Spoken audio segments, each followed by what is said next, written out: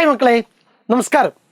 നമ്മുടെ +2 മലയാളത്തിൽ പദത്തിൻ്റെ പദത്തിൽ എന്ന പാഠഭാഗം ഏറ്റവും ചുരുക്ക രൂപത്തിൽ അങ്ങ് പഠിച്ച് സെറ്റാക്കുന്ന വീഡിയോയിലേക്ക് എൻ്റെ എല്ലാ മക്കൾക്കും സ്വാഗതം. വീഡിയോ കാണുന്ന മക്കൾ ആദ്യം ചെയ്യേണ്ടത് ചാനൽ ഒന്ന് സബ്സ്ക്രൈബ് ചെയ്യുക, ലൈക്ക് ചെയ്യുക, ഷെയർ ചെയ്തേക്കുക. ഓക്കെ, നിങ്ങൾക്ക് ഇഷ്ടപ്പെടുന്നുണ്ടോ മനസ്സിലാവുന്നുണ്ടോ നോക്കിയിട്ട് നിങ്ങളുടെ വിലയേറിയ അഭിപ്രായങ്ങളും നിർദ്ദേശങ്ങളും തീർച്ചയായിട്ടും കമൻറ്റ് ബോക്സിൽ രേഖപ്പെടുത്താൻ എന്ത് ചെയ്യരുത്, മറക്കരുത്. നോക്കുക, പദത്തിൻ്റെ പദത്തിൽ 2ാമത്തെ യൂണിറ്റിലെ 3ാമത്തെ ചാപ്റ്ററാണ്. സെറ്റാക്കാലോ? നമുക്ക് നോക്കാം. കലാമണ്ഡലം ഹൈദരലിയുടെ ആത്മകഥയാണ് നമുക്കറിയാം. കഥകളി സംഗീതത്തിലെ അതുല്യ കലാകാരനാണ് കലാമണ്ഡലം ഹൈദരലി. കലാമണ്ഡലം ആരുടേതാണ്? വള്ളത്തോൾ നാരായണമേനോൻ്റെതാണ്. ഈ കലാമണ്ഡലം ഹൈദരലി എന്നുള്ള പേര് വരുമ്പം തന്നെ കലാമണ്ഡലം ഉണ്ടാക്കിയ ഒരു വലിയ സ്വാധീനം കഥകളിയിലേക്ക് ജാതി മത ഭേദമന്യേ ആളുകളെ കൊണ്ടുവരാൻ ആരെക്കൊണ്ട് സാധിച്ചു? വള്ളത്തോളിനെ കൊണ്ട് സാധിച്ചു. കഥകളി സംഗീതത്തിലെ അതുല്യ കലാകാരനാണ്. കഥകളി സംഗീതത്തിലെ ഓർമ്മയിൽ വെക്കണ കഥകളി സംഗീതമാണ് ഇദ്ദേഹത്തിൻ്റെ മുഖമുദ്ര. കലാമണ്ഡലം ഹൈദരലി തൃശ്ശൂർ ജില്ലയിലെ വടക്കാഞ്ചേരിക്കടുത്ത് ഓട്ടുപാറയിലാണ് ഇദ്ദേഹം ജനിച്ചത്. പ്രാഥമിക വിദ്യാഭ്യാസത്തിന് ശേഷം 1957 കലാമണ്ഡലത്തിൽ ചേർന്നു. കലാമണ്ഡലം നീലകണ്ഠൻ നമ്പീശനായിരുന്നു ഗുരു. 1965 ഫാക്ട് കഥകളി ചൊല്ലിയാട്ട ഭഗവതരായി. പിന്നീട് കലാമണ്ഡലത്തിൽ വിസിറ്റിംഗ് പ്രൊഫസറായി. കേരള സംഗീത നാടക അക്കാദമി അംഗമായിരുന്നു. കലാപരിപാടികൾ അവതരിപ്പിക്കാനായി വിദേശ രാജ്യങ്ങൾ സന്ദർശിച്ചിട്ടുണ്ട്. ഓർത്താൽ വിസ്മയം, മഞ്ജുതരം എന്നിവ ആത്മകഥ പ്രധാന രചനകളാണ്. സെറ്റ് നോക്കുക, പാഠസംഗ്രഹം ഇങ്ങനെയാണ്. മഞ്ജുതരം എന്ന ആത്മകഥയിലെ ഒരു ഭാഗമാണ് പദത്തിൻ്റെ പദത്തിൽ. 9 പ്രസവിച്ച, ഇനി പ്രസവിക്കില്ല എന്ന് വിചാരിച്ച പാത്തുമ്മ എന്ന സ്ത്രീയെ അത്ഭുതപ്പെടുത്തിയ ജനനമാണ് ഹൈദരലിയുടേത്. 9 കുഞ്ഞുങ്ങൾക്ക് ജന്മം കൊടുത്തു. ഇനി പ്രസവമൊന്നും നടക്കാൻ പോകുന്നില്ല, ശരീരം നിന്ന് കഴിഞ്ഞു എന്ന് ഉറപ്പിച്ച സമയത്താണ് പ്രായമായ പാത്തുമ്മയെ അത്ഭുതപ്പെടുത്തിക്കൊണ്ട് ആര് ഗർഭം ധരിക്കുന്നത്? ഹൈദരലിയെ ഗർഭം ധരിക്കുന്നതും ജനനം നടക്കുന്നതും. നാട്ടുകാരുടെ പരിഹാസമേറ്റ് ആർക്കും ആവശ്യമില്ലാത്ത ജന്മമായി വികൃത രൂപമായ ചെറുക്കൻ, ആവശ്യമില്ലാത്ത സമയത്ത് വന്ന കുട്ടിയായതുകൊണ്ട് അത്തരത്തിലുള്ള എല്ലാ അവഗണനകളും ആർക്ക് ഏൽക്കേണ്ടി വന്നിട്ടുണ്ട്? തനിക്ക് ഏൽക്കേണ്ടി വന്നിട്ടുണ്ട് എന്ന് കലാമണ്ഡലം ഹൈദരാലി തന്നെ പറയുന്നു. എന്നാൽ ബാപ്പ സ്നേഹവാത്സല്യത്തോടൊപ്പം തൻ്റെ പാട്ടും കൂടി മകനെ പകർന്നു കൊടുത്തു. ബാപ്പ എന്ത് ചെയ്തു? മകനെ മടിയിലിരുത്തി നല്ല സ്നേഹത്തോടു കൂടി പാട്ടും പഠിപ്പിച്ചു കൊടുത്തു. പാട്ടുകൊണ്ട് മകൻ പുലരുമെന്ന് ഒരു പക്ഷേ ബാപ്പ മൊയ്തുട്ടി കരുതിയിരിക്കാം. 5 വയസ്സ് വരെ ബാപ്പ മാത്രമേ തനിക്കൊരു സപ്പോർട്ട് ഉണ്ടായിരുന്നുള്ളൂ. ആ ബാപ്പയും മരിച്ചു കഴിഞ്ഞു. 4ാം ക്ലാസ്സിൽ വെച്ച് സ്കൂൾ വിദ്യാഭ്യാസവും അവസാനിച്ചു. സംഗീത അഭിരുചി കലാമണ്ഡലത്തിലെ പ്രവേശനത്തിന് നിമിത്തമായി. ആ സമയത്ത് പാട്ട് പാടാനുള്ള അച്ഛൻ പഠിപ്പിച്ചു തന്ന പാട്ട്, ഉപ്പ ചൊല്ലിത്തന്ന പാട്ട്, അതേപോലെ അല്ലെങ്കിൽ അതുപോലെയുള്ള സംഗീത വാസന പ്രകടിപ്പിച്ചതുകൊണ്ട് അത് നേരെ എങ്ങോട്ടെത്താൻ കാരണമായി? കലാമണ്ഡലത്തിലെ പ്രവേശനത്തിന് കാരണമായി. 1957 മെയ് മാസത്തിലാണ് കലാമണ്ഡലത്തിൽ ആദ്യമായിട്ട് പോകുന്നത്. ഇൻ്റർവ്യൂ അന്ന് നടത്തിയത് 1 മഹാകവി വള്ളത്തോൾ, 2 മുകുന്ദരാജ, 3 കലാമണ്ഡലം നീലകണ്ഠൻ നമ്പീശൻ, 4 കിള്ളിമംഗലം വാസുദേവൻ നമ്പൂതിരിപ്പാട് എന്നിവരായിരുന്നു. ഇൻ്റർവ്യൂ നടത്തിയവർ മഹാകവി വള്ളത്തോളുണ്ട്, മുകുന്ദരാജുണ്ട്, കലാമണ്ഡലം നീലകണ്ഠൻ നമ്പീശനുണ്ട്, കിള്ളിമംഗലം വാസുദേവൻ നമ്പൂതിരിപ്പാട് എന്നിവരായിരുന്നു. അവരെന്ത് ചെയ്തു? ഇൻ്റർവ്യൂവിൻ്റെ ഭാഗമായിട്ട് പാട്ട് പാടിച്ചു, ചില ചോദ്യങ്ങൾ ചോദിച്ചു. ഇൻ്റർവ്യൂ അത്രേ ഉണ്ടായിട്ടുള്ളൂ. കുട്ടിയെ ഇവിടെ എടുത്താൽ സമുദായത്തിൽ പ്രശ്നമുണ്ടാകുമോ എന്ന ആശങ്കയായിരുന്നു വള്ളത്തോളിനുണ്ടായിരുന്നത്. കലാമണ്ഡലത്തിലെങ്ങാനും എനിക്ക് അഡ്മിഷൻ തന്നു കഴിഞ്ഞാൽ മുസ്ലിം സമുദായത്തിനകത്തൊന്നും പ്രശ്നങ്ങൾ ഉണ്ടാകുമോ എന്നുള്ളതായിരുന്നു വള്ളത്തോളിൻ്റെ ആശങ്ക. എതിർപ്പുണ്ടാവില്ല എന്ന് ഹൈദരിൻ്റെ ജ്യേഷ്ഠൻ അറിയിച്ചു. കലാമണ്ഡലത്തിൽ തിരഞ്ഞെടുത്തു കഴിഞ്ഞപ്പോൾ ചില പ്രശ്നങ്ങളുണ്ടായി. 2000 ഉറുപ്പികയുടെ ആൾജാമ്യം എന്ത് ചെയ്യണം? അവിടെ വേണം. പലരും ഒഴിഞ്ഞു മാറി. സംഗീതത്തോടും ഹൈദറിനോടും താല്പര്യമുണ്ടായിരുന്ന CP ആൻ്റണി ജാമ്യം നിന്ന് ആ പ്രശ്നം പരിഹരിച്ചു. ആദ്യം തന്നെ നേരിട്ടത് അവിടെ അഡ്മിഷൻ എടുക്കണമെങ്കിൽ എന്ത് വേണം? ഒരാൾ ജാമ്യം വേണം. അത് എത്ര രൂപക്കാണ്? 2000 രൂപക്ക്. പലരെ സമീപിച്ച് ആരും തയ്യാറായില്ല. എന്നാൽ അന്ന് സപ്പോർട്ട് ചെയ്ത ആരാണ്? CP ആൻ്റണി ജാമ്യം നിന്ന് ആ പ്രശ്നം പരിഹരിച്ചു. ഇക്കാരണങ്ങളാൽ വൈകിയാണ് കലാമണ്ഡലത്തിൽ ഹൈദർ എത്തിച്ചേർന്നത്. 8 വർഷത്തെ പഠിപ്പാണ് വേണ്ടത് എന്ന് മനസ്സിലാക്കി. അക്കൊല്ലം 4 പേരെയാണ് കഥകളി സംഗീതം പഠിക്കാൻ തിരഞ്ഞെടുത്തത്. ഇദ്ദേഹത്തിൻ്റെ കൂടെ കഥകളി സംഗീത ക്ലാസ്സിലുണ്ടായിരുന്നത് മൊത്തം എത്ര പേരാണ്? 4 പേരായിരുന്നു. ആരൊക്കെയാണ്? 1 ശങ്കരൻ എമ്പ്രാന്തിരി, 2 മാടമ്പി സുബ്രഹ്മണ്യൻ നമ്പൂതിരി, 3 തിരൂർ നാരായണൻ നമ്പീശൻ, പിന്നെ ഹൈദറും. ഇങ്ങനെ മൊത്തം 4 പേരെയാണ് അന്ന് എന്ത് ചെയ്തത്? സംഗീത ക്ലാസ്സിലേക്ക് തിരഞ്ഞെടുത്തത്. ശാസ്ത്രീയമായി സംഗീതം അഭ്യസിക്കാൻ തുടങ്ങിയപ്പോൾ തന്നെ അവിടുത്തെ ചിട്ടകളെല്ലാം മനസ്സിലായി. നമ്പീശൻ ആശാന് ദക്ഷിണ വെച്ച് നമസ്കരിച്ചു, സപ്തസ്വരം പഠിച്ചു. അത്ഭുതത്തോടെ കലാമണ്ഡലത്തിലെത്തിയ ഹൈദറിന് ചില വിഷമതകൾ സഹപാഠികളിൽ നിന്നും ഉണ്ടായി. അപ്പോഴും ആദ്യം പ്രസവിച്ച സമയത്തുണ്ടായ അപകീർത്തിപ്പെടുത്തലിനേക്കാൾ ഉപരിയായിട്ട് പഠിക്കാൻ തുടങ്ങിയ സമയത്ത് ചില ബുദ്ധിമുട്ടുകൾ സഹപാഠികളിൽ നിന്നുണ്ടായി. എന്താണ്? മാപ്പിളച്ചെറുക്കൻ എന്ന നിലയിൽ ഒരകൽച്ച ക്ലാസ്സിലും ഭക്ഷണം കഴിക്കുന്ന മെസ്സിലും ഒക്കെ എന്ത് ചെയ്തു? ഈ പറയപ്പെട്ട 3 പേര് വെച്ച് പുലർത്തി. എന്നാൽ അധ്യാപകരായ ശിവരാമൻ ആശാനും നീലകണ്ഠൻ നമ്പീശൻ ആശാനും ഹൈദറിനെ ഏറെ പരിഗണിച്ചിരുന്നു. വെളുപ്പിന് 2:45 ഉണർന്ന് 3 മണിക്ക് കളരിയിലെത്തി പരിശീലനം തുടങ്ങണം. ഭാരതപ്പുഴയും കലാമണ്ഡലവും ഒക്കെ അദ്ദേഹത്തിൻ്റെ ജീവിതത്തിലെ രമണീയമായ ഒരു കാലത്തെ അടയാളപ്പെടുത്തുന്നു. ഈ പഠിച്ച സമയത്ത് ഭാരതപ്പുഴയെക്കുറിച്ചുള്ള ഓർമ്മകൾ കൂടി എന്ത് ചെയ്യുന്നുണ്ട്? പങ്കുവെക്കുന്നുണ്ട്.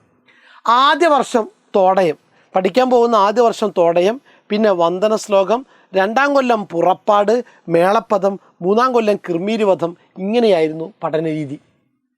ആലാപന വഴിക്കും അഭ്യസന വഴിക്കും നമ്പീശൻ ആശാനും ശിവരാമൻ ആശാനും വ്യത്യസ്തത പുലർത്തിയിരുന്നു. 2 പേർക്കും പാട്ട് വേഗം പഠിക്കുന്ന ഹൈദറിനോട് വലിയ സ്നേഹമായിരുന്നു. വീട്ടിൽ പോകാൻ കാശില്ലാതെ വിഷമിക്കുന്ന അവസരത്തിൽ കാശ് നൽകിയും മറ്റാവശ്യങ്ങൾക്ക് പോകുമ്പോൾ ക്ലാസ്സിൽ പാടിക്കൊടുക്കാൻ ഹൈദറിനെ വിശ്വസിച്ചേൽപ്പിച്ചു പോകുന്നതിൽ നിന്ന് അവനോടുള്ള സമീപനം മനസ്സിലാക്കാം. ഹൈദറിനെ പരിഹാസം കലർന്ന വാക്കുകളും നോട്ടവും ഒന്നും സ്പർശിക്കാതെയായി. തൻ്റെ ലക്ഷ്യം മാത്രമായിരുന്നു ഹൈദറിന് പിന്നീട്. ജന്മസിദ്ധമായ കഴിവും സാധനയും ഇച്ഛാശക്തിയും കൊണ്ട് വളർന്നു വന്ന ഒരു അതുല്യ കലാകാരനാണ് ആര്? ഹൈദരലി. തിരസ്കൃതനായാണ് ഞാൻ ജനിച്ചതും വളർന്നതും. കലാമണ്ഡലം ഹൈദരലിയുടെ ഈ പ്രസ്താവനയെ സാധൂകരിക്കുന്ന ചില ജീവിത സന്ദർഭങ്ങൾ പദത്തിൻ്റെ പദത്തിൽ എന്ന പാഠഭാഗത്തു നിന്നും കണ്ടെത്തി കുറിക്കുക.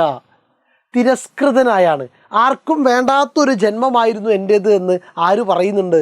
ഹൈദരലി പറയുന്നുണ്ട്. ഇത് കലാമണ്ഡലം ഹൈദരലിയുടെ ഈ പ്രസ്താവനയെ സാധൂകരിക്കുന്ന ചില ജീവിത സന്ദർഭങ്ങൾ പദത്തിൻ്റെ പദത്തിൽ നിന്നും എന്ന പാഠഭാഗത്തു നിന്ന് കണ്ടെത്തി കുറിപ്പെഴുതുക. നോക്കുക, കലാമണ്ഡലം ഹൈദരലിയുടെ ആത്മകഥയിൽ നിന്നുമെടുത്ത പദത്തിൻ്റെ പദത്തിൽ എന്ന ഭാഗത്ത് പാഴ്ജന്മമായി വളർന്നത് എന്ന വേദന പങ്കുവെക്കുന്നുണ്ട്. പാഴ്ജന്മമായി വളർന്നത് എന്ന വേദന പങ്കുവെക്കുന്നുണ്ട്. 9 പ്രസവിച്ച, ഇനി പ്രസവിക്കില്ല എന്ന് കരുതിയ ഉമ്മയെപ്പോലും അത്ഭുതപ്പെടുത്തിയ നാണക്കേടുണ്ടാക്കിയ ജനനം. നാട്ടുകാർക്ക് അത് പറഞ്ഞ് രസിക്കാൻ വകയായി. ആർക്കും ആവശ്യമില്ലാത്ത ജന്മമായി വികൃത രൂപമായ ചെറുക്കൻ. കലാമണ്ഡലത്തിലെ പഠനകാലത്തും ഇതേ അനുഭവങ്ങൾ ആർക്കുണ്ടായി? ഇദ്ദേഹത്തിനുണ്ടായി. പഠന സമയത്ത് അവനെ തൊടാതെ ഇരുന്നു മറ്റു കുട്ടികൾ. മാപ്പിളച്ചക്കനായതാണ് ഈ അയിത്തത്തിന് കാരണമെന്ന് അവൻ മനസ്സിലാക്കി. അങ്ങനെ ക്ലാസ്സിലും മെസ്സിലുമെല്ലാം അകലം പാലിച്ചു സഹപാഠികൾ. ഇത്തരം ജീവിത സന്ദർഭങ്ങളിലൂടെ ഹൈദരലി തിരസ്കൃതനായാണ് ജനിച്ചതും വളർന്നതും എന്ന് മനസ്സിലാക്കാം. ഒന്ന് ജന്മമാണ്, പാഴ്ജന്മമായിട്ട് പ്രസവം നിർത്തിയതിന് ശേഷമാണ് ആര് പ്രസവിക്കുന്നത്?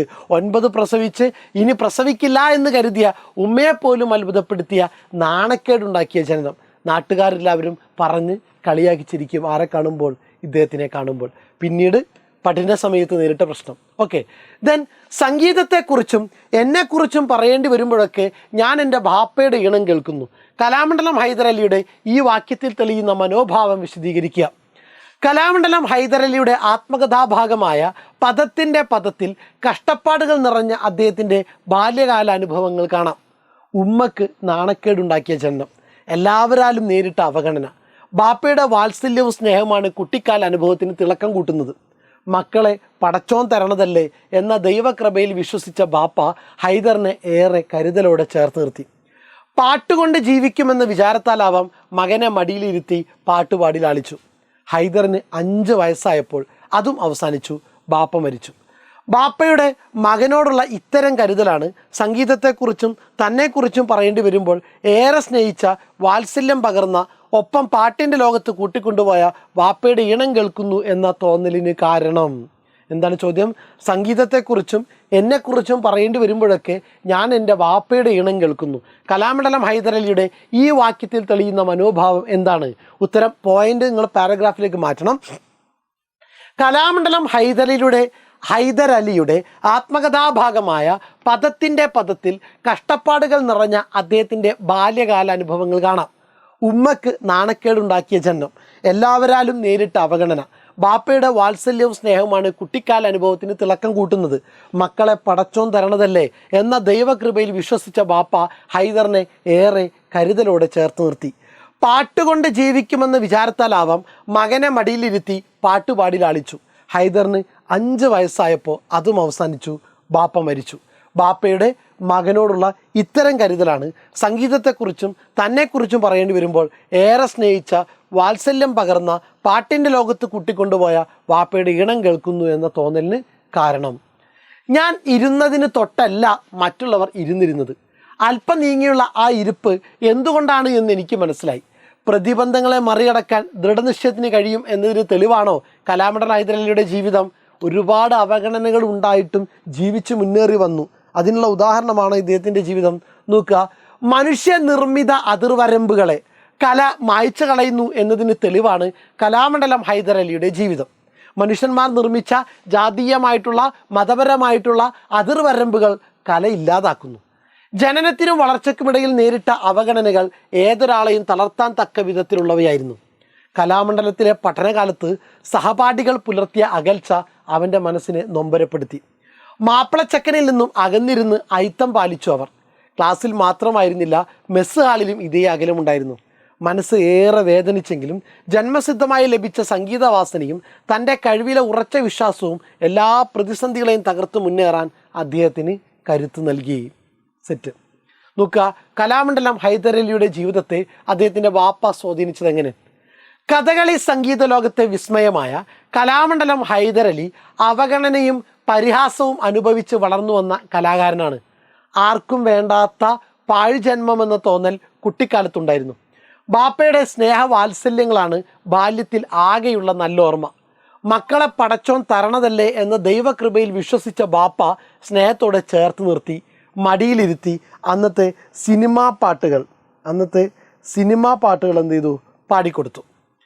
പാട്ടുകൊണ്ട് ഈ മകൻ ജീവിക്കുമെന്ന് ആര് വിചാരിച്ചിട്ടുണ്ടാകും? ബാപ്പ വിചാരിച്ചിട്ടുണ്ടാകും.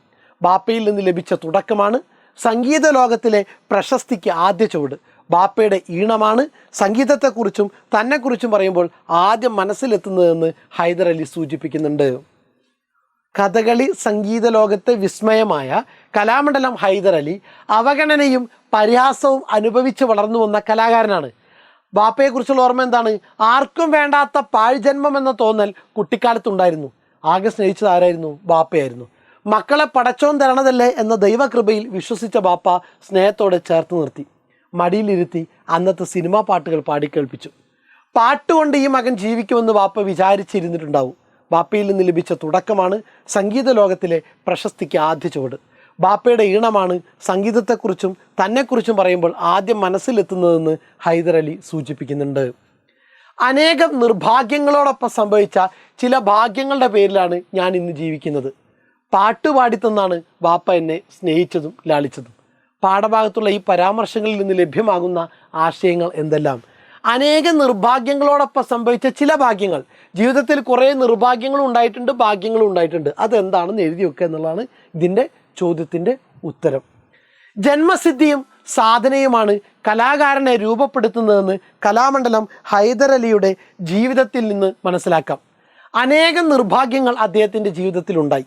ഉമ്മക്ക് നാണക്കേടുണ്ടാക്കിയ ജനനം, വാർദ്ധക്യത്തിൽ ജനിച്ച മകൻ എന്ന നാട്ടുകാരുടെ പരിഹാസം ഒക്കെ പാഴ്ജന്മമെന്ന തോന്നൽ അവനിലുണ്ടാക്കി. മാപ്പിളച്ചക്കനായതിനാൽ കലാമണ്ഡലത്തിലെ സഹപാഠികൾ അകന്നുമാറി. മനസ്സ് തളർന്നു പോകാവുന്ന ധാരാളം സന്ദർഭങ്ങൾ ഇതുപോലെ ജീവിതത്തിലുണ്ടായി. പാട്ടിൻ്റെ ലോകത്തിലേക്ക് കൂട്ടിക്കൊണ്ടുപോയ, പാട്ടുകൊണ്ട് കുട്ടി ജീവിക്കും എന്ന് കരുതിയ ബാപ്പ ഹൈദറിൻ്റെ സംഗീത ലോകത്തെ ആദ്യ ഗുരുവായിരുന്നു. മടിയിലിരുത്തി പാട്ടുപാടിക്കൊടുത്ത് ഉള്ളിൽ സംഗീതത്തിൻ്റെ ഉറവ് ഉണ്ടാക്കിയ ആ ബാപ്പ സ്നേഹവാത്സല്യത്തിനൊപ്പം സംഗീതം പകർന്ന വാപ്പ, സംഗീതത്തിൽ അവനുള്ള അസാധാരണമായ കഴിവ് തിരിച്ചറിഞ്ഞ ഗുരുക്കന്മാർ, ഏത് പ്രതിസന്ധികളെയും നേരിടാൻ തക്ക വിധമുള്ള അവനിലെ ഇച്ഛാശക്തി, ഇവയെല്ലാമാണ് ഹൈദരലിയെ അതുല്യ കലാകാരനാക്കിയത്. സെറ്റാണല്ലോ? സെറ്റ്. നന്നായിട്ട് പഠിച്ച് മനസ്സിലാക്കി എന്ത് ചെയ്തോളാം, കാര്യങ്ങൾ ചെയ്തോളാം. ഓക്കെ, അപ്പം ടെക്സ്റ്റ് ബുക്ക് വായിച്ചു നോക്കുക, സംഗ്രാമം സെറ്റാക്കുക, ചോദ്യോത്തരം സെറ്റാക്കുക. റെഡി? Thank you.